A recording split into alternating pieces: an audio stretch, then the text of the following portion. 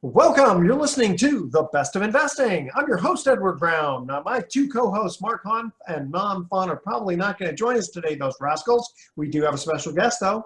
Our phone number is 888-912-1190. Use that number to answer the trivia questions for a 5-pack tanning certificate given away during this show. And that certificate is not sponsored by the radio station, but by Tan Bella Tanning Salon with 2 locations in San Francisco and 1 in Marin. Today's trivia theme is miscellaneous trivia.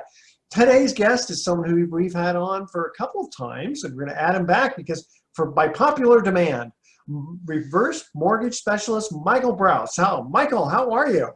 Good, Edward. Thanks for having me back on. Yeah, you and I were talking ahead of time about the sort of topics we were going to cover, because reverse mortgages, it's somewhat narrow, so to speak, right?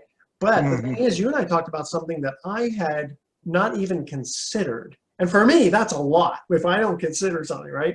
And so, we've talked before, basically what is a reverse mortgage. And we're going to get into that one very, very special thing that is going to make the audience go, holy smokes, I never knew this. This is really, really important. So, of course, we got to tease the audience just a little bit about that, okay? So, you know what? I'm going to, first of all, just for the people who aren't familiar with it, why don't you give us a little background about what reverse mortgages are, and then the email question comes in about asking how do reverse mortgage rates compare to traditional mortgage rates. So that when we get to that email question, you answer that part. But sure, in the old days, reverse mortgage. First of all, there were no reverse mortgages, and then finally, when they came out, they seemed good, but they kind of got a bad rap. But then that turned around. So give us a little background on mortgages. So that's great. The history of reverse mortgages. There's the how far do you want to go back? But really, 1920. No, I'm just kidding. Right. Yeah, Harriet Jones on 555 Pine Street in Los Angeles, California, right. With a zip code of 94, and that's it. Okay, right. Yeah. Really what it was is, they're as seniors age, sometimes they come into a situation where, one of the spouses will pass away and the remaining spouse is in the home. They want to be in the home. But now, because of, the way certain things are set up, there might be a complete decimation of the retirement. Yeah. Whether that's Social Security or whether that's a pension. And so really what this was designed for is to allow seniors age 62 or older to tap into that equity to pay for stuff. And it was so enlightening as the creators of this FHA insured mortgage sat around and commiserated on how they would help these seniors, is they came up with the term home equity conversion mortgage. Ergo home. Right. So it's like home equity conversion mortgage. So it makes sense, and it kind of tells you what this loan does, but it leaves you kind of like, well, who can qualify for this? Or how can you spend the money, or who determines how much is available, or can you use it to, buy long-term? So those are all the. And here's what's the minimum age to get? Well, it's on the HECM, on the HECM, which is the acronym for home equity conversion mortgage, on the FHA insured mortgage, it's 62. Okay. So if you're within 6 months of your 62nd birthday, you can apply. Okay. But there are proprietary products that will actually go down to age 55. Oh. So that's helped out a lot of folks. The main issue is, you have to have a lot of equity in your home, don't you? You have to have some. About 50%. 50%. Okay. Yeah, you're familiar, in your line of work with loan to value. Correct. So loan to value is basically what's the value of the home, how much is owed on it, and that turned that into a percentage. So if you had $1 million home, you owed $500,000, you'd be at 50% loan to value. Now, Traditional loans, as you know, will go up to 80, 85, in some cases 90%. Yeah. You know, with a reverse, depending on the age, the max we're going to go is probably 70%. Oh, okay. So in that example, they could still get 200,000. Oh yeah. Yeah.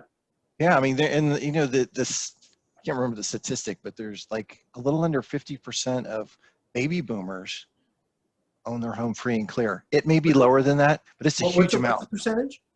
A little less than 50. Is that right? Of baby boomers? Oh yeah, baby boomers. Okay, sure. Really? Oh, Yeah. wow. And is it because they own the home for so many years they just paid it down to zero, or did they just make so much money that they just paid cash for their homes? Truth be told, yeah, no, that's a good question. Truth be told, they made it a priority to extinguish the. Yeah, and there's a reason for that. You know, it's not like they just were, you know, watched Dave Ramsey and said, Dave Ramsey said I shouldn't have a mortgage. No, this is, these kind of financial planning and habits were ingrained in them, most of them from their parents. And their parents went through this little thing called the Great Depression. Yeah. In fact, wasn't it way back in like way back in the 40s? To me, that's not way back, but way back in the 40s. Weren't mortgages were like 7 years?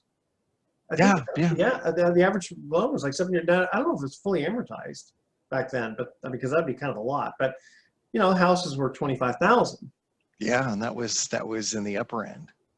Yeah, that's true. Actually, you're right, because my parents bought their home in 1962 for 13,000.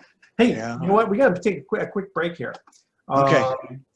I tell you what, you know what? Because we're running out of time, I'll do the next question starting in the next. So the trivia questions will be in the next ones. All right, stay with us. You're listening to The Best of Investing. Don't touch that dial. Welcome back to The Best of Investing. Edward Brown here, along with Michael Brouse from, what's the name of your company, Michael? NorCal Reverse. NorCal Reverse, a reverse mortgage specialist. Now, ordinarily, we ask a trivia question in the first segment, first, second, and third, but we're going to save it for the second, third, and fourth. All right? Always want to keep the audience in suspenders, as they say. All right. Okay, so first of all, an email comes in from a listener and says, how do reverse mortgage rates compare to traditional mortgage rates? That's a pretty good question. Yeah. So there is a secondary market, which means a lot of people have heard of Fannie Mae, Freddie Mac. Yeah. These are Freddie Krueger. Yeah. So they create a market to where the loans that are sold. Okay, so let's say that a lender like, well, not Bank of America wouldn't be a good, good example, but let's say Loan Depot. You know, they're in the news a lot lately. Oh yeah. Good or bad, but Loan Depot, and I'm pretty sure it works this way for them as well, is that they may close 10 loans, and each of those loans is $1 million. That would be what, 100 million. Okay. So what they do is their capital markets people, the folks that are in charge of turning this bundle of mortgages into a security. So they will turn this into a security, and then who's going to buy it? Well, there's Fannie Mae and Freddie Mac, and they will actually buy these and take that package of loans and turn it into a bond, Treasury. So that is how that works with them. With reverse mortgages, we have a little team called Ginnie Mae. And Ginnie Mae is the aggregator. That's the big word for what these Fannie Mae, Freddie Mac, Ginnie Mae, this is what they do. They're aggregators. So basically every VA loan, every FHA loan, every reverse mortgage, if it's a HECM, gets sold on the secondary market to Ginnie Mae. And are all reverse mortgages HECMs?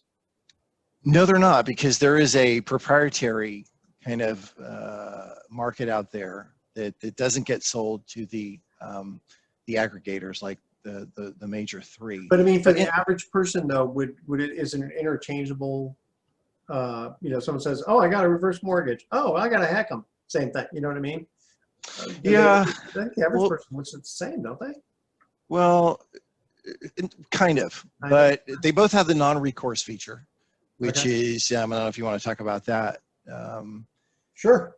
But basically, non-recourse is a beautiful thing Yeah. in that the heirs of the folks that had the reverse mortgage, the heirs, right? So let's say Peg and Bob Smith owned a home. They had a reverse mortgage. They lived for 20 years, and the loan balance actually grew to exceed the value of the home. So let's say they're in the negative by like 25,000. Yeah. Well, you'd think that, man, if the kids want the house, they've got to pay that $25,000. Yeah. But no, that's not the way it works with a reverse mortgage. The non-recourse feature kicks in, and it actually becomes an insurance claim with FHA. So FHA will come in and take care of that $25,000 and make the estate whole. It has to be done within 1 year, though, of death, doesn't it? I think that's accurate. Yeah, the time frame. Because I think after 1 year, if the heirs don't do anything, then the reverse mortgage company can foreclose on that. Yeah, I think you're right. Yeah, you know what's interesting though is you would think, and I know it's based on a percentage. You said, you know, like in the example you gave of $1 million where they borrow, they have 500,000, and depending upon how old the couple is, they could maybe borrow 200,000. I know it's all based on actuarial situation of how old everyone's going to live, but you got to think they would be pretty conservative so that it would never exceed, unless you live to be 180 years old, you know? Yeah. Well, how often, let's put it that way, how often have you seen where the loan balance has exceeded the value of the house? So for myself, never. Yeah. However, you know, you always talk about the United States being a series of micro markets. Oh, and if the market value goes down, yeah, then you definitely have that possibility. Yeah, or let's say that, like in California, you don't have that, you know, 10%, 15% growth in homes over, you know, a 50-year period. Sure. You know, there's some places where, you know, it's not growing in value. Not many, because I mean, I think nationally, Edward, nationally the average growth is about 5%. Yeah, which is healthy, actually. It is healthy. It is healthy. But the reason I've never seen somebody have a home where they owe more than it's worth is just because of the, you know, continued appraised value. And, you know, that's not guaranteed to, you know, to go up. We all saw 2007, which really was an anomaly. But, you know, we're seeing some slowdown now. So yeah, because that was more of a credit bubble. Now, the thing is, you know, you don't have reverse mortgage bankers like getting contracts out on people, do they? Like we're gonna kill you if you don't die in time. No, I'm just teasing. I obviously don't. Well, a contract's got some teeth to it. Yeah. Somebody's gonna lose some. Not a death warrant, though. No, it's not. No, so and you know, seniors are in a protected class. Yeah. So there are a lot of boundaries around the reverse mortgage. One of them, you know, and I know we've talked about this before, and I don't know if you want to go there, but just the counseling itself, the mandatory counseling. Every senior who applies for a reverse mortgage, whether it's a HECM or a proprietary product, they must be counseled.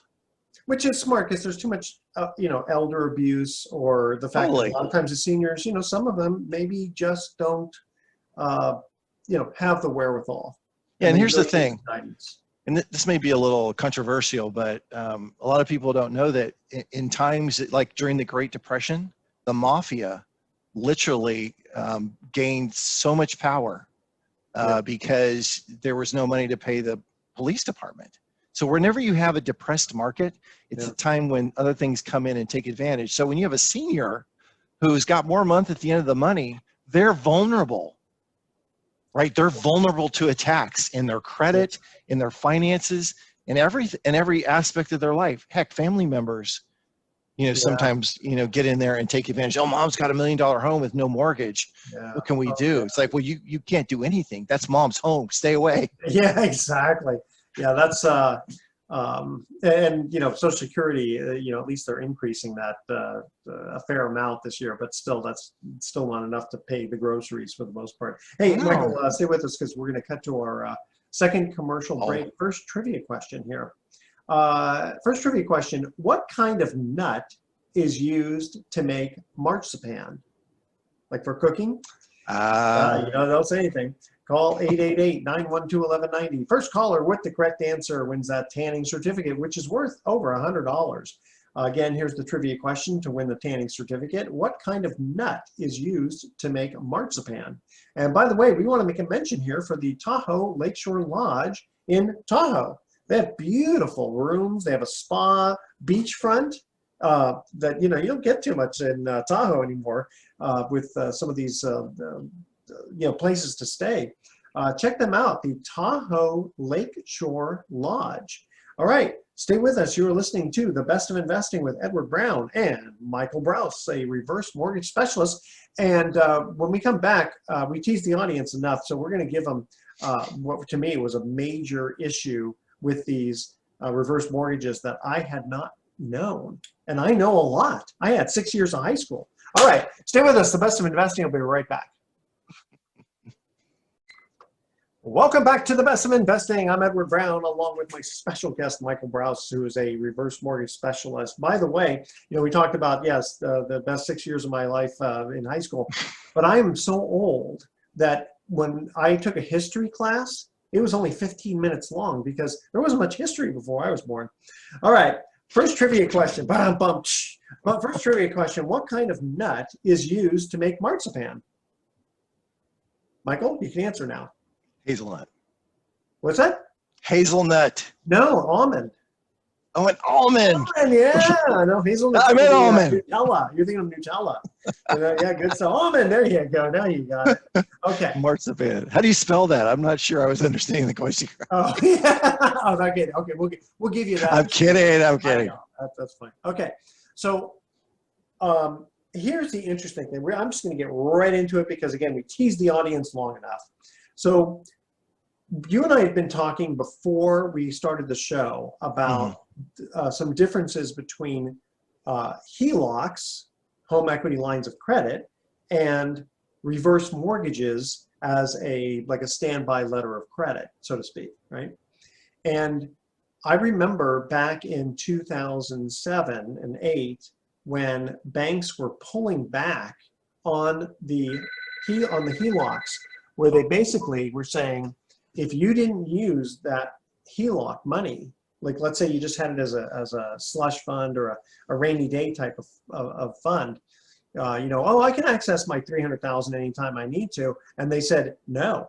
Sometimes they didn't even give you a warning. They just said, we're stopping it right now because real estate is in flux or whatever the reason. But you were telling me that reverse mortgages are a little different. Yeah, they really are. So let me start with a little story to help kind of frame that up and maybe connect some of the dots that might not be there if I just kind of told you, this is how it works. So I had the opportunity to serve in the United States Coast Guard for about 8 years. They allowed me to join their team. And one of the things that we would do would be, it's called boardings, right? And it's when you're out on the sea, the Coast Guard doesn't need a warrant to board your vehicle. We can say, stop the engines, have your papers ready, and we're going to board. And we do an inspection. And a lot of times the mariners, the prudent mariners, would have additional life jackets on board, right? Or extra fuel. So a prudent mariner anticipated the things that could happen. Sure. Now the ones that got, a ticket, if you will, or the ones that not only did they leave the harbor with not enough gas, but they also didn't have enough life jackets for the people on board. Their inspection stickers were, expired. So we looked at them and said, yeah, you're a hazard to your fellow mariners. That your fellow mariners have extra for you, but this is your responsibility. So when we talk about a line of credit, why did you have a line of credit? Yourself, Edward. Not so much for the rainy day, but for using it for opportunity. Opportunity, right? Because when you come across an opportunity that's like, man, I wish I had, a few thousand, whatever the number is, laying around to take advantage of something that's solid. And you don't have that, and you have to scramble to find it. The opportunity, the door may close, right? So you have that there, and a lot of people use the HELOC, home equity line of credit, as a cushion. Yeah. Right? Like for some reason, I go, am off work Yeah. because I'm injured or because of a little thing called COVID or, things like that. I've got a certain amount of money that I need every month to make this thing happen. Some people call it their nut, right? Yeah. This is what I need every month to make life happen. And when they can't bring in enough to make life happen, it's nice to have that line of credit. Well, here's the deal. Everybody pretty much knows that if they own a home equity line of credit can be a great tool. Heck, the banks will give it to you, usually at no cost. They're usually about 10 years in length. And then they kind of go away or you have to pay them back. There's a few nuances there. But what happened in the beginning of 2007 during the Great Recession is that banks, my bank, your bank, pressed a button and said, hey, that $150,000 line of credit that you had is no longer available, or it's now $25,000. Yeah. So when you need it most, it might not be there. And I think what was your experience? Yeah, but I happen to have had a very nice banker who warned me ahead of time. So what he did was he told me, he said, Edward, if you have not used your line of credit, take it all right now, because next week they're going to shut it down. And once you take it, then, now you start, whether you need it or not, you take it, because you don't want to lose it. But then I had to take, so I quote, had to take it. So, I mean, I didn't have to, but I wanted to. Oh, yeah. But if I didn't have a place to put it, then all that was going on was I was most likely going to have what they call negative arbitrage, because I was going to pay more to the bank than I was going to earn. But I was paying for that cushion. Yeah, but you should keep that guy around or gal around, whoever. Unfortunately, he retired, but yes, I agree. He was a very good banker. Yeah. Well, see, nobody called me. Yeah, I know. A lot. I just got a letter that said, hey, this is we've closed that line of credit due to a national housing crisis. Yes, but they did put a little smiley sticker and say, have a nice day. So right. I'll give them credit for that. Okay, go ahead. Yeah. Call us if you have any questions. Good luck. Because everybody. Can we help you with any other thing, Right. And it wasn't, I'm not throwing, Chase under the bus in this case. That's just who I happen to be working with. Yeah, a lot of banks were like that, though. They weren't the only one. Yeah. So contrast that HELOC, home equity line of credit, which you actually have to make a payment on, by the way, if you use it. That's right. To a HECM line of credit. So as we mentioned earlier, the HECM is the home equity conversion mortgage, and you can actually create a line of credit that just sits there. And here's the cool part: it can never be canceled or reduced. Bingo. There's the big benefit. And it's for a lifetime. So as long as that, a 10-year period, as long as that individual's, in the home and they're keeping up, with property taxes and homeowners insurance, that line of credit is there. And here's another twist that we might not have time to get into. Yeah, I was gonna say we have to cut to a quick break here. Well, can we get into? Can you hold on? We'll get into that. Yeah, let's do that segment. All right. Again, the audience is going, I want to hear all this information now, but that's okay. We have short breaks. Okay. So here's our second trivia question: who sings "Sweet Home Alabama"? What was the group that sang that song? I know that one. 888-912-1190. First call, and it wasn't Almond or Hazelnut. All right, first caller with the correct answer is going to win that tanning certificate worth over $100. Who sang the song "Sweet Home Alabama"? And Michael, you're going to actually sing it for us. All right, stay with us. You're listening to The Best of Investing. Don't touch that dial. We're going to be right back. Welcome back to The Best of Investing. Edward Brown here, along with Michael Brouse, a reverse mortgage specialist. Michael, who sang "Sweet Home Alabama"? I'm going to go with Leonard Skinner. Leonard Skinner. You know how they got their name, right? I don't. So there were a bunch of high school guys with long hair, and their gym teacher was named Leonard Skinner. And he just hated the fact that these guys looked like hippies and, they were the dregs of the world type of thing. So as sort of they didn't want to get sued, but as sort of a tribute to him, they decided to name their group Leonard Skinner. Yeah. Classic. Isn't that great? Love that. Oh, man. All right. So we're talking reverse mortgages here. And, this whole idea of a line of credit, does somebody have to pay? First of all, they have to pay something to get it, right? Yeah, they got to pay 62. Okay, well, they got to be 60. They got to be 62 years old. They have to pay with their age. They pay with their life. Yeah. No, okay. Yeah. So let's just make it simple. $1 million house, age 62, and let's say it allows you to get 550,000, and you can get that all as a line of credit. Okay. Yeah. Now, if you don't need it, what fees do you have to pay? So on the jumbo product, which Okay. you can literally get into a $550,000 line of credit for under $4,000 Okay. and $240 a year or $20 a month. Gotcha. Okay. So That's it. Okay, so you pay $4,000 to get the line of credit. You pay $240 a year, and then you start paying Actually, it's a reverse mortgage, so you don't actually pay anything. Right. But what would be the interest as of today? What would be the interest rate that would get charged on that? Yeah, on an adjustable, you'd probably be in the mid eights. Oh, okay. Okay. I mean, I knew it was more expensive than. Yeah. But but it's still it's for the people who don't like to make mortgage payments. Yeah, but here's the deal, Yeah. and a lot of people don't know this, and it's kind of one of the interesting attributes of a line of credit is that line of credit is actually growing on that particular product at 1.5%. So it's not like it's like a credit card. If you had let's say you had a credit card with a limit of 500,000, and every year and every month actually that your ability to borrow more on that credit card went up by 1.5%. Yeah.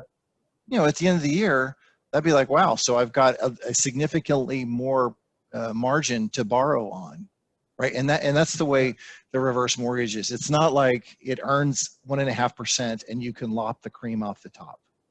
That's not the way that works. Just with the rate of return, it increases your ability to borrow more by virtue of the loan program. Now that's on the jumbo. Okay, so we talked about that's dirt cheap, $4,000 to borrow $500,000, and we're going to credit you 1.5 to where down the road you can actually borrow more without doing anything. Yeah. That has a 10-year shelf life on it. Okay. On the jumbo, right, which goes up to like $4 million.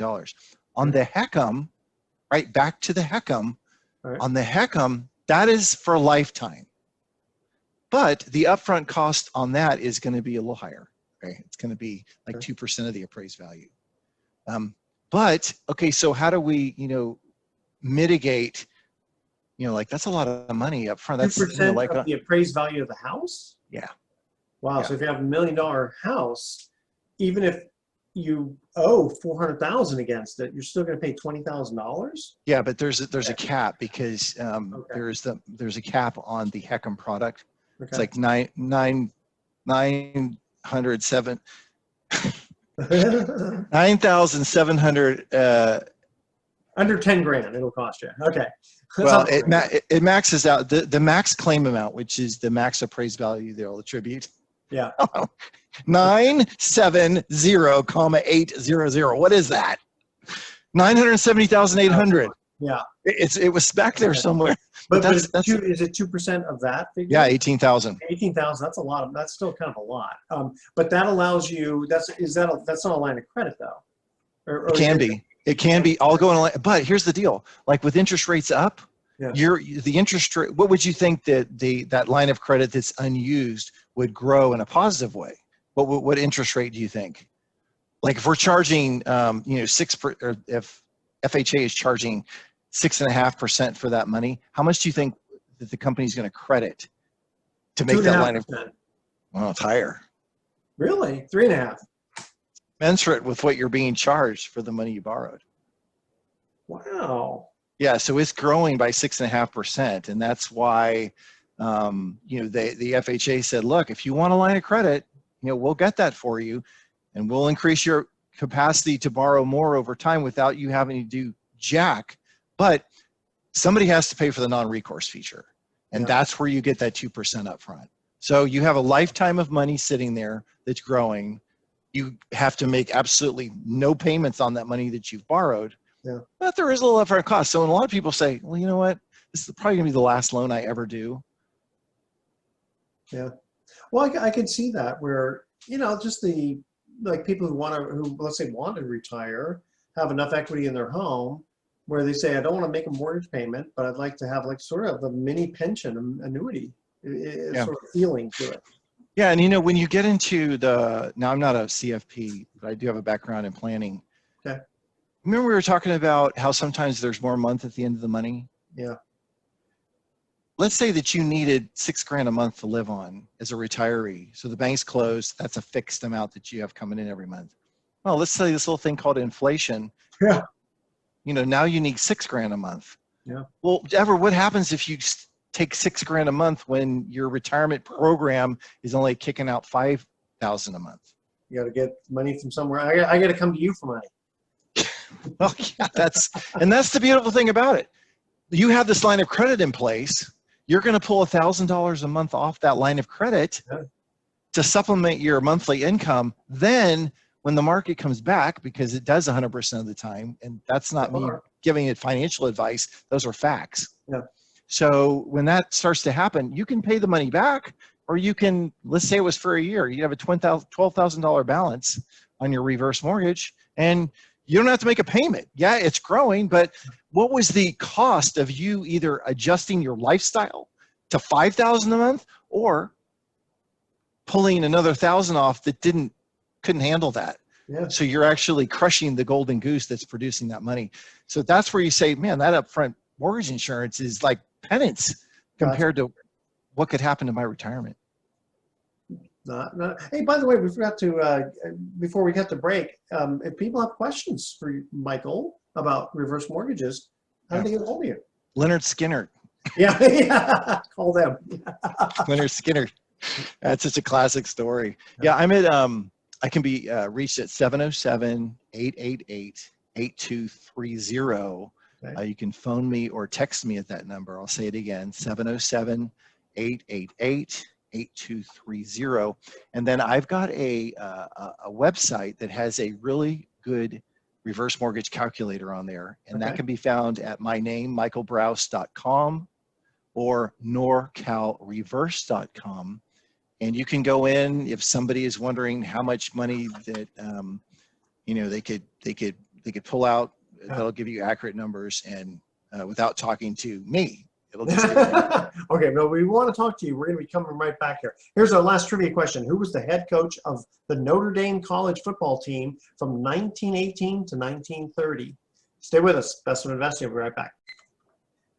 Welcome back to the Best of Investing. Last time for today, I'm Edward Brown, your host, along with my special guest, Michael Brouse, for a reverse mortgage specialist. Third trivia question, who was the head coach of the Notre Dame college football team from 1918 to 1930? Who is that, Michael? I just Googled it, but I didn't know. Newt Rockne, right? Was it? Yeah, isn't it? You don't know. Who did you get? George Grip. What's that? George Gipp? Well, George Gipp, he was the player. That's who Ronald Reagan played, win one for the Gipper. Yeah. But that's where that comes from. He wasn't the head coach. Okay. Newt Rockne, we're going to go inside. We're going to go outside. Newt Rockne, classic icon. Did you ever see the movie Rudy? They did, yeah. All right, yeah. Yeah, he does a little. He does a speech when he's just before he's on the team. It's very cute. It's funny because I didn't even realize this. Sean Astin is the son of John Astin, who played Gomez Addams in the Addams Family, and Patty Duke is his mother. Remember Patty Duke, the Patty Duke show? Yeah, that's why I did not know that until I. I've never met anybody named Newt. Me either. I've only met some salamanders named Newt. And they spell it differently. This is Knute. That is funny. Actually, there was a famous guy, C-Nut, or they called him Knut, C-N-U-T, and he was, I believe, he was just before William the Conqueror. When they, 1066, actually on my wedding anniversary, went in there and kind of conquered everything and put England together. That's where England started with William the First. Yeah. Wow, I love that trivia. Not bad, huh? Hey, you know what? I want to make a mention here because we haven't talked about Pacific Private Money. So in their Freedom Fund, The minimum investment's $250,000, so it is kind of a lot. You do have to be an accredited investor, which means you have to have a net worth exclusive of your home of at least $1 million, or you have to make $200,000 a year if you're single, $300,000 if you're married. If you qualify for that, and you've got at least $250,000, they're going to pay you 7%, and there's no hold on the money. It's almost like a money market account. You just have to give 30 days notice when you want your money back. But it gets better. If you've got $500,000, they're going to pay you 8%. But it gets better. If you have $1 million, they'll actually pay you 9%. And in fact, a couple of weeks ago, I was talking to this guy, and he thought he was going to invest $1 million. So we met. That guy wrote a check for $3 million. Wow.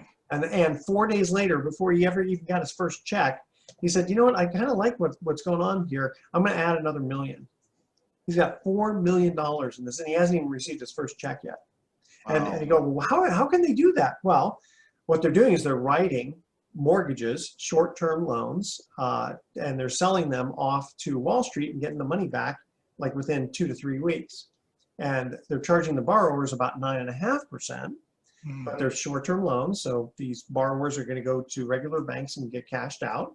And then Wall Street is using those loans because they do their own securitizations, et cetera. And so it's kind of like putting money on a conveyor belt. And because Pacific Private Money charges points, that's how they're making their money. So they're just scaling back their profit, but they're doing it in such volume that it's worth it to them to pay investors a lot of money because they have more, instead of more month than money, they have more deals than money. And so they are saying, listen, we're willing to pay a lot because we have a lot of deal flow.